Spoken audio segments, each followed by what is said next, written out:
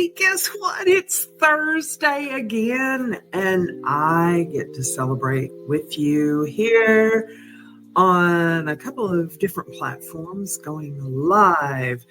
And I am sharing, let me make sure I get it turned the right way, the 52 lists of happiness. And it has been so much fun sharing these 52 lists and hearing your comments both in person and online. And I hope you're having fun exploring what it is to create a list and make sure that it's focused on happiness is the best part for me. We're covering list 3 today. I'm going to read the definition of the list. It is list the things that you're really good at. And who doesn't like to list that? Sometimes you need that ego boost to say, hey, I do a few things well, and other things I do exceptionally. And the best part is when those things all come together and you have the intersection of what you practice to get better at and what naturally comes to you to call it your own. And the world is full of all kinds of experiences and life lessons and opinions. And I have found that it is fun to share all of those things because you may not be good at something, but someone else is, and maybe you can delegate something. That, I think, is the hardest life lesson as an entrepreneur and business owner, is to learn what you can and can't delegate, and that you understand how to make sure that the person you're delegating to understands what you're asking of them, that you're communicating that clearly with the person that you're delegating to. So think about the things that you're really good at and try to get rid of the rest, because it's not worth the struggle sometimes if you can hand something off to someone. So I thought it would be fun to share some of the things that I'm good at, and maybe it'll inspire your list. So either as you're watching this, broadcast, you might be making a list of your own, of the things that you're good at. So you get that ego booster for things that you're good at and realize that it's more than one thing. Good grief. I hope it's more than one thing. So here's a couple of things that I feel that I'm good at. I can type.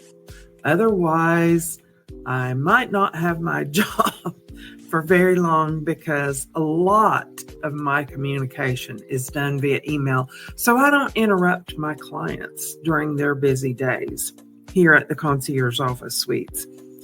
I can encourage people, like I'm encouraging you, to create your list number 3 of things that you're really good at. I love to inspire people and to see them light up when they go, wow, I hadn't thought about it that way. I also feel like I'm a great host. I love to plan events. I love to host events. I love to have family and friends over when I have a chance to put all the pieces in place to spoil you rotten if you're my guest. I love organizing things and having things organized. I wouldn't say I'm OCD about it because I'm trying not to stress myself out over something if it doesn't go just perfectly or the way I anticipate it to, but I sure do shoot to make that possible.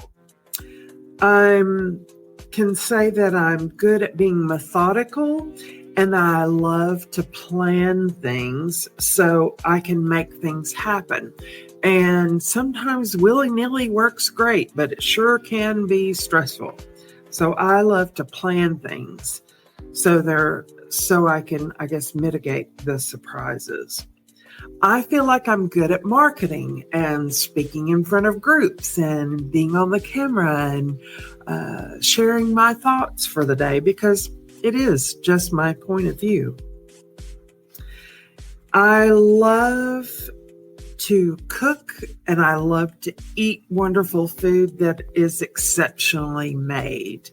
I have some girlfriends that I travel with in one of the associations I belong to, eWomen Network. And when we get together, we love to throw down some good food. In fact, one of the conferences that we went to in a hotel in California, we ate all the bacon that there was in this hotel because the bacon was so exceptional.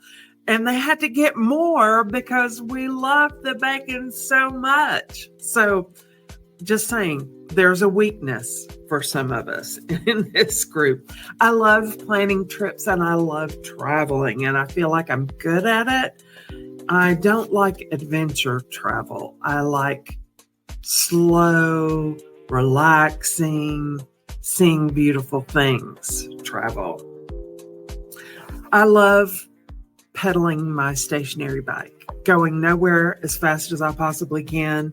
For right now, it's at 30 minutes is my goal to do that 5 days a week. This week, everything has been blown out of the water. So I'm giving myself a little grace on that. And hey, life is short. You can only do so much. So here we go.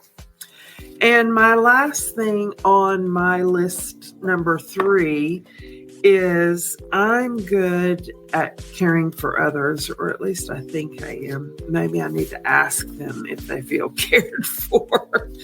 But I do try to make sure that you feel cared for. So that's my list, number 3 of my 52 lists for happiness by Maurice Seal. And I hope that you get this book and create your list just to be a confidence builder, to remind you that the world is not all doom and gloom, contrary to what might be out there on the news, that there are people experiencing some level of happiness in their life. And I hope that I've brought some happiness to yours today. So have a great day. I certainly have worked to make mine a great day.